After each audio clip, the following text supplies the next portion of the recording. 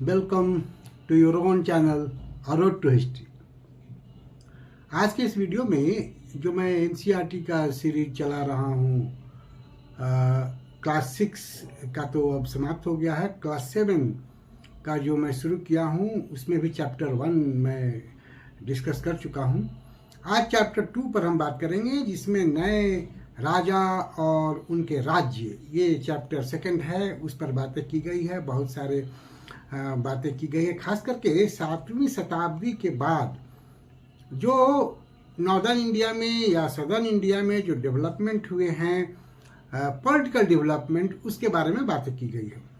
यह देखा गया कि गुप्त साम्राज्य के पतन के बाद और हर्षवर्धन के बाद 7वीं शताब्दी में सामंतवाद का उदय होता है। जो लैंड ग्रांट दिए जाते थे उससे बड़े बड़े सामंत हुए और इन सामंतों ने अपने आप को महासामंत या महामंडलेश्वर जैसे उपाधियों से खुद को संबोधित करवाया और किया है। दरअसल जो बड़े बड़े सामंत हो जाते थे वो खुद को महामंडलेश्वर कहा करते थे। इनका मुख्य कार्य ये होता था, खास करके राजा के प्रति, कि जब जरूरत पड़ती थी राजा को तो उनको ये सैनिक सहायता देते थे, उनको टाइम टू टाइम उपहार देते थे और राज दरबार में जब भी जरूरत होती थी तो ये उपस्थित रहते थे।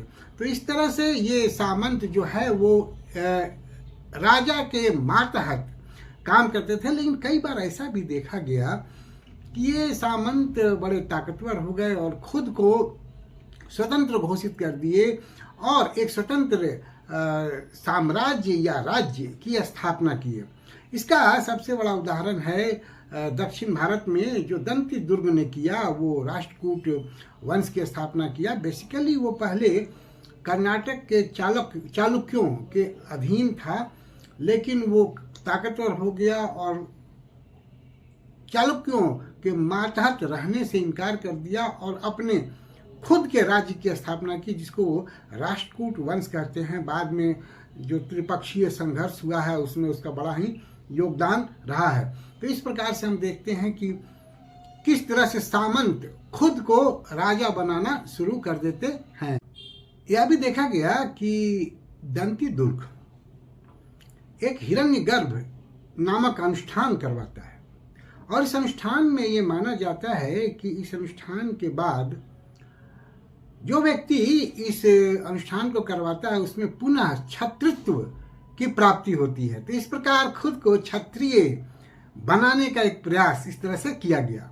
कुछ और भी उदाहरण हमको मिलते हैं जिसमें कुछ ब्राह्मण थे, जैसे कदम्ब मयूर शर्मन या गुर्जर प्रतिहार जो है वो एक राजा थे। उन्होंने भी, ये दोनों ब्राह्मण थे लेकिन अपने पेशे को बदल देते हैं और ये क्षत्रित्व को प्राप्त करते हैं और ये राज्य स्थापित करते हैं। तो इस तरह के भी हमको उदाहरण मिलते हैं। अब इन लोगों का जो प्रशासनिक व्यवस्था है उसके बारे में कुछ बातें की गई है इसमें, कि ये जो राजा है ये अपने आप को त्रिभुवन स्वामी, महाराजा धीराज कहकर संबोधित करते थे। लेकिन ऐसा नहीं है कि इस तरह से संबोधित करते थे तो ये बिल्कुल एब्सोल्यूट पावर वाले राजा की तरह व्यवहार करते थे। ये किसानों का, कारीगरों का, व्यवसायियों का भी सहयोग प्राप्त करते थे और जितने भी किसान थे या व्यवसायी थे उनका जो उत्पादन होता था उनके उत्पादन में से कुछ संसाधन इनको ये प्राप्त करते थे, लेते थे, जो बाद में लगान के रूप में भी वसूल किया जाने लगा। कुछ श्रम के रूप में भी लिया जाता था, दान, श्रम दान। जैसे चोल राजाओं के समय में 400 प्रकार के कर की बात की गई है, जिसमें एक वेट्टी की चर्चा की गई है। ये वेट्टी जो है ये श्रम के रूप में लिया जाने वाला योगदान था, या हम कहें एक तरह से लगान था। तो इस तरह से इसके लिया जाता था। विभिन्न प्रशासनिक अधिकारियों की भी नियुक्ति की जाती थी जो इस व्यवस्था को, राजतंत्र की व्यवस्था को चलाते थे। ऐसा देखा गया है कि प्रायः जो बड़े बड़े पद होते थे वो उच्च कुल के लोगों को या राजवंश परिवार के लोगों को ही दिया जाता था और वो प्रशासन में राजा की सहायता करते थे। युद्ध में जो लूटे जाते थे सामान, उसमें भी राजा का हिस्सा होता था और उनका उपयोग प्रशासन को चलाने में, मंदिरों के निर्माण में या कुछ वेलफेयर के वर्क में उनका किया जाता था और इस प्रकार से राजकीय व्यवस्था को चलाया जाता था। यह भी देखा गया कि प्रशस्तियों का और भूमि अनुदान का एक प्रचलन चलता है, भूमि अनुदान पत्र का प्रचलन चलता है। प्रशस्तियां तो गुप्त काल में ही शुरू हो गई थी, खास करके जब समुद्रगुप्त के लिए इलाहाबाद प्रशस्ति हरिसेन लिखता है। ठीक उसी प्रकार नागभट्ट के बारे में, उसके कार्यों के बारे में ग्वालियर प्रशस्ति हमको प्राप्त होती है। ये प्रशस्तियां सामान्यतः ब्राह्मणों के द्वारा लिखी जाती थी और इसमें राजा के बारे में बढ़ा चढ़ा कर भी लिखा जाता था। जरूरी नहीं है कि इनमें सारे बात सत्य ही हो, और लेकिन इससे हमको बहुत सारी सूचनाएं प्राप्त होती थी। जो भूमि अनुदान पत्र होता था, जो ताम्र पत्र भी उसको कहते हैं, ब्राह्मणों को जो भूमि दान में दी जाती थी उसकी चर्चा उसमें की जाती थी। खास करके ब्राह्मणों को यज्ञ करवाने के लिए या अन्य किसी कारण से भूमि दान दी जाती थी, उससे हमको बहुत सारी जानकारी मिलती थी। ऐसा नहीं है कि सिर्फ वो लगान ही वसूलने का काम वहाँ ब्राह्मणों को सौंपा जाता था, बल्कि जो भूमि दान की जाती थी उस क्षेत्र में जो भी चीज़ है, इवन माइनिंग अगर है, माइंस है, तो उस पर भी उसका अधिकार हो जाता था। तो इस प्रकार से इन प्रशस्तियों से और इन भूमि अनुदान पत्रों से हमको उस समय के राजनीतिक सामाजिक व्यवस्था के बारे में और आर्थिक व्यवस्था के बारे में जानकारी मिलती है। इसी तरह से कश्मीर के बारे में जो एक ग्रंथ मिलता है, राजतरंगिणी, जो कलहन के द्वारा लिखी गई, जिसको पहला ऐतिहासिक ग्रंथ माना जाता है, उसमें राजतरंगिणी ने पहले की जो सूचनाएं थी उनको, या जो उसका खुद का अनुभव था या लोगों के द्वारा जो सुना था, या जो भी ग्रंथ लिखे गए थे कश्मीर के बारे में, उन सभी का आकलन करके, उन सभी का अध्ययन करके वो कश्मीर के इतिहास को लिखता है और इससे हम कश्मीर के इतिहास के बारे में जानकारी प्राप्त करते हैं। 7वीं शताब्दी के बाद जो भी राजतंत्र बने, छोटे छोटे राज्य बने, उनके बीच में आपसी संघर्ष होते रहता था।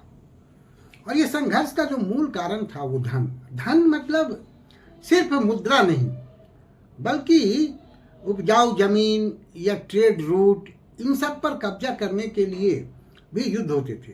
इसका सबसे बड़ा एग्जाम्पल है कन्नौज, और दूसरा एग्जाम्पल यह भी है कि कई बार ये देखा गया कि मंदिरों पर हमलावारों ने हमला किया है, इसलिए कि मंदिर जो होते थे वो अभी धन का केंद्र हो गए थे। जब हम अगर कन्नौज की बात करें तो कन्नौज पर अपना कब्जा जमाने के लिए त्रिपक्षीय संघर्ष बहुत दिनों तक चला है, जिसमें गुर्जर, प्रतिहार, राष्ट्रकूट और पाल राजाओं ने भाग लिया है। कभी किसी का पलड़ा भारी होता था, कभी किसी का पलड़ा भारी होता था, और इस तरह से कन्नौज पर वो अधिकार जमाए रखना चाहते थे। मंदिरों पर अगर हम हमला की बात करें तो महमूद गजनी, जो 1997 से 1030 तक कई बार भारत पर आक्रमण करता है, और वो जो आक्रमण करता है तो यहाँ मंदिरों पर वो प्राय हमला करता था, इसलिए कि मंदिरों से उसको बहुत धन संपदा प्राप्त होती थी। इसका सबसे बड़ा उदाहरण है 1025 में गुजरात के सोमनाथ मंदिर पर जो उसने हमला किया, और यह देखा गया कि इन्हीं धन से, जो लूटा हुआ धन था, मंदिरों से जो धन लूटा था, इससे वह गजनी को एक वैभवशाली राजधानी के रूप में विकसित करता है।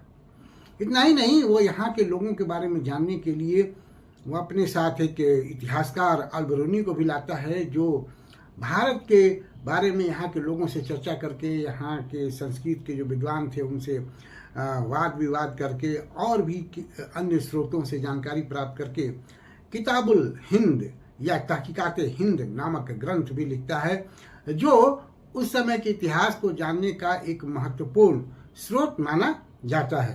तो इस प्रकार से हम देखते हैं कि इन राजाओं के बीच में धन के लिए या उपजाऊ भूमि के लिए या व्यापारिक रास्तों पर कब्जा करने के लिए युद्ध होते रहता है। अगर हम बात करें तो चौहान, जिनको चाहमान पहले कहा जाता था, बाद में चौहान कहा जाने लगा, चौहान वंश जो है वो भी दिल्ली के आसपास और दिल्ली में शासन करते हैं। उनका भी जो सबसे महत्वपूर्ण राजा था पृथ्वीराज चौहान तृतीय, उसका मोहम्मद गोरी से युद्ध होता है। तराइन की पहली लड़ाई और तराइन की दूसरी लड़ाई। तराइन की पहली लड़ाई जो होती है 1191 में, उसमें वो मोहम्मद गोरी को पराजित करता है, लेकिन दूसरी लड़ाई में वह मोहम्मद गोरी से पराजित हो जाता है और उसके बाद ही भारत में दिल्ली सल्तनत की स्थापना होती है। तो इस प्रकार से इन जो छोटे छोटे रजवाड़े थे या कुछ बड़े रजवाड़े थे, उनके बीच हमेशा एक संघर्ष का वातावरण हमको प्राप्त होता है और उसका मूल कारण था ज़्यादा से ज़्यादा संपदा पर अपना अधिकार स्थापित करना। इसी चैप्टर में एक सेक्शन है उरैयूर से तंजावुर तक। इसमें चोल वंश के बारे में बताया गया है कि किस तरह से चोल राजा फिर से ताकतवर हुए। हालांकि प्राचीन काल में संगम पीरियड में वो ताकतवर थे, लेकिन फिर से वो एक मुखिया के स्तर से वो फिर से राज शासन स्थापित करते हैं। कावेरी डेल्टा में मुटरियार नामक एक मुखिया फैमिली थी जो पल्लव राजाओं के मातहत काम करते थे। एक टाइम पर उरैयार के जो चोल वंश के लोग थे, परिवार था, उसके विजयालया ने इन मुटरियार को पराजित कर दिया और पराजित करके उस पर अपना शासन स्थापित कर दिया। और फिर वो तंजावुर शहर की भी स्थापना करते हैं, वहाँ एक देवी मंदिर की भी स्थापना करते हैं और धीरे धीरे ये अपने ताकत को बढ़ाने लगते हैं। बाद में देखा गया कि जो विजयालय का उत्तराधिकारी था राजा फिर राजेंद्र प्रथम, इन लोगों ने चोल वंश के साम्राज्य को बहुत विस्तृत कर दिया। खास करके आसपास के जो राजा थे, जैसे पल्लव राजा थे, उनके बहुत सारे क्षेत्रों पर कब्जा कर लिया। राजा इस वंश का बड़ा ही प्रसिद्ध शासक था, उसने बहुत सारे क्षेत्रों पर कब्जा किया और चोल वंश के साम्राज्य को विस्तार दिया। यहाँ तक कि श्रीलंका तक भी चोल वंश का शासन विस्तृत हो गया। बाद में उसका उत्तराधिकारी अपने पिता के नक्शे कदम पर चलकर ही अपने साम्राज्य का विस्तार किया, राजेंद्र प्रथम ने। इन लोगों ने सिर्फ राज्य का ही विस्तार नहीं किया कि हम इस देखते हैं कि इस पीरियड में मंदिरों का भी निर्माण होता है, मूर्तियों का भी विकास होता है। ये दोनों जो राजा और राजेंद्र प्रथम थे, इन लोगों ने मंदिरों का भी निर्माण किया, भव्य मंदिरों का निर्माण किया, जो द्रविड़ शैली की एक अनोखी मंदिर मानी जाती है।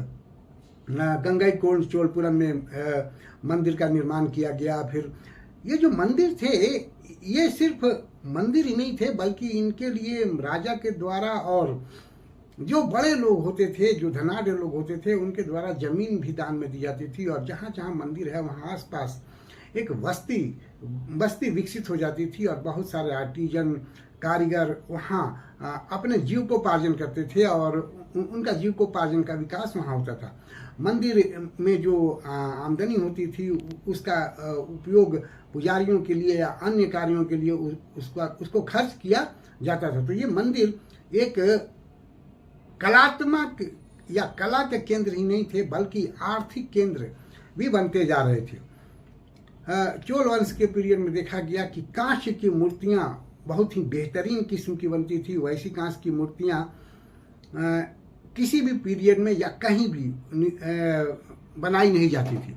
खास करके नटराज की मूर्ति जो है वो चोल वंश की देन मानी जाती है। जो नटराज की कांस्य की मूर्ति बनाई जाती थी, बहुत ही सुंदर मूर्तियों का निर्माण उस समय किया जाता था। यह भी देखा गया कि चोल वंश के जो राजा थे कृषि के विकास के लिए बहुत काम करते थे और कुछ प्रकृति के सहायता भी उनको प्राप्त थी। जैसे कावेरी जो नदी है वो उद्गम स्थल से जब बंगाल की खाड़ी में गिरती थी तो बीच में कई भागों में वो बढ़ गई है और जिधर भी वो उनका विस्तार हुआ है वहाँ उपजाऊ मिट्टी वो जमीन नदी के द्वारा लाई जाती थी और उससे बड़ा ही उर्वर क्षेत्र प्राप्त होता था। इसके साथ ही यह भी देखा गया कि जंगलों को साफ करके समतल बनाया गया। जो विभिन्न डेल्टा थे वहाँ बाढ़ को रोकने के लिए तटबंध बनाए गए, बांध बनाया गया। सिंचाई के अन्य साधनों का भी इस्तेमाल किया गया, कृत्रिम साधनों का, जैसे कुओं का निर्माण हुआ। फिर बड़े बड़े जलाशय का निर्माण किया गया जहाँ बरसात के टाइम में पानी भर जाते थे और उससे सिंचाई के साधन उपलब्ध होते थे। ये राजा भी करता था और ग्रामीण स्तर पर जो लोग थे या प्रशासनिक व्यवस्था थी उनका भी इसमें सहयोग लिया जाता था, श्रमदान लिया जाता था। और इस प्रकार से सिंचाई को विकसित किया गया ताकि कृषि का विस्तार हो, और जब कृषि का विस्तार होता है तो नेचुरल है वो राजा के लिए भी फायदेमंद होता है, उसको कर प्राप्त होता है और एक धनाढ्य सुखी संपन्न राज्य का निर्माण होता है। तो यह भी हम देखते हैं कि चोल वंश में कृषि क्षेत्र पर भी राजाओं ने एक सुचारू रूप से कार्य किया है। अगर हम लोकल स्तर पर प्रशासन की बात करें तो हम देखते हैं कि जो किसानों की बस्तियां थी जिन्हें उर कहा जाता था, या उनकी एक जो सभा होती थी उसको उर कहा जाता था, वो सिंचित क्षेत्र के कारण और कृषि में विकास के कारण बहुत समृद्ध हो गई थी। और यह भी देखा गया कि गांवों के समूह को नाडु कहा जाता था। नाडु में ग्राम परिषद और नाडु, ये जो दो हैं, मुख्य रूप से न्याय करने और कर वसूलने का कार्य करते थे। अर्थात वो उनका जो प्रशासकीय कार्य था वो न्याय करना था और कर वसूलना था। बेल्लाल जाति जो थी, बेल्लाल जिसको कहते थे, वो किसानों की एक समृद्ध जाति थी जिसका चोल प्रशासन के केंद्रीय प्रशासन में एक बहुत ही महत्वपूर्ण योगदान था। नॉर्मली नाडु के कामकाज की देखरेख की जिम्मेदारी या उस पर जो नियंत्रण है वो इन बेल्लालों के हाथ में रहता था। तो ये एक महत्वपूर्ण अंग थे प्रशासनिक व्यवस्था के। इसके अलावा कुछ सम्मानित उपाधियां भी दी गई थी चोल राजाओं के द्वारा, जैसे कि मुवेद वेलन, जो 3 राजाओं को अपनी सेवाएं प्रदान करने वाला जो किसान होता था या वेलन होता था, उनको मुवेद वेलन कहा जाता था। इसके अलावा एक और अरैयार, ये इसका मतलब होता है प्रधान, ये उपाधियां दी जाती थी और केंद्रीय प्रशासन में इनका बड़ा ही महत्वपूर्ण रोल हुआ करता था, खास करके चोल के प्रशासनिक व्यवस्था में चोल काल में। ब्राह्मणों को का भी एक अपना गांव था।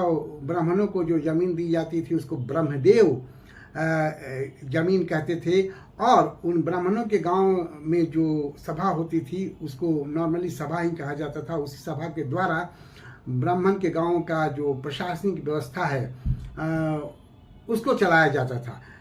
चोल साम्राज्य में देखा गया कि जो स्थानीय प्रशासन है उसको बड़ा ही महत्व प्राप्त था और उसको बहुत ही विकसित करने का काम चोल प्रशासकों ने किया, जिसकी चर्चा उत्तर मेरूर का जो अभिलेख है उसमें की गई है। ये जो ब्राह्मण के गांव में सभा थी उनमें कुछ कुछ सदस्यों की अलग अलग समितियां बना दी जाती थी और उन समितियों को कुछ कार्यों की जिम्मेदारी दे दी जाती थी, जैसे कि सिंचाई के कार्य की जिम्मेदारी हो या सड़क निर्माण की जिम्मेदारी हो। और इस प्रकार विभिन्न प्रकार के जिम्मेदारियों को अलग अलग समितियों को सौंप के सुचारू रूप से स्थानीय प्रशासन को चलाने का प्रयास किया गया चोल साम्राज्य में। ये जो सदस्य होते थे समिति के, उनका चुनाव होता था। इनके चुनाव के लिए ताम्रपत्र पर, छोटे छोटे ताम्रपत्र पर नाम लिख दिए जाते थे अलग अलग सदस्यों के, जो भी सभा के सदस्य होते थे, और उसको एक मिट्टी के बर्तन में रख दिया जाता था और किसी छोटे बच्चे के द्वारा उसे नाम निकाला जाता था और जिनका जिनका नाम निकलता था उनको विभिन्न समितियों में रखा जाता था और इस प्रकार से समितियों का निर्माण करके सुचारू ढंग से ग्रामीण स्तर पर या स्थानीय स्तर पर प्रशासन को चलाने का प्रयास चोल साम्राज्य में किया गया। तो ये चोल साम्राज्य की एक बहुत महत्वपूर्ण उपलब्धि है कि उसने स्थानीय प्रशासनिक व्यवस्था को बहुत ही विकसित किया था। तो आज के इस चैप्टर में इतना ही। उम्मीद है कि आपको ये चैप्टर अच्छा लगेगा। आप इसको खुद भी देखें, अपने दोस्तों को सजेस्ट करें और मेरे चैनल को सब्सक्राइब करें। Thank you for watching me. See you again with a new chapter.